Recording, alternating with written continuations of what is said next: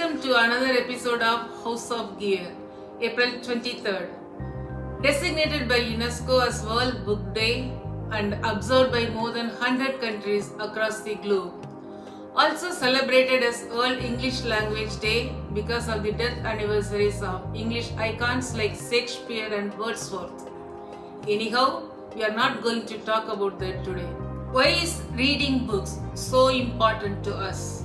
Improves vocabulary, communication skills, knowledge, memory, mood, bonding with children, focus and concentration. From clay tablets to parchments, to copper plates, to palm fronts, to papyrus, to e-books, it has been an incredibly long and a fantastic journey.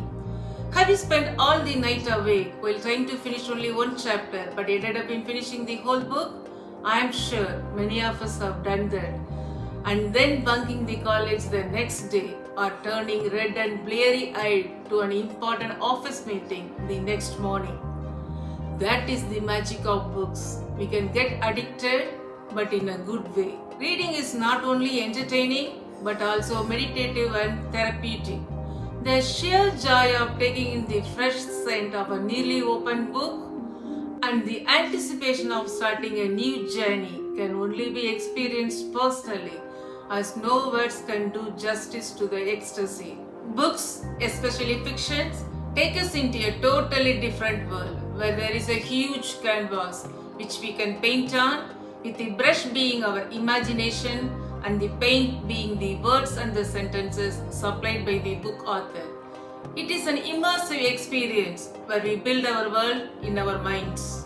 Reading books widens our perspective, introduces us to new concepts, cultures, peoples, places and periods that we are not exposed to until now. As Carl Sagan famously said, if you open some books, you can hear the voice of somebody who is dead for 1,000 years, and so it is a time travel to the past. If you are into a particular genre, try a different genre. If you are into fiction, try non-fiction. Try biographies, world history, world culture, ancient kingdoms and civilizations. Pick up a book in your mother tongue if English is not there. Reading different genres are found to activate different parts of our brain. As famously told by Joseph Addison, reading is to the mind what exercise is to the body. Our muscles may deteriorate without any regular physical activity.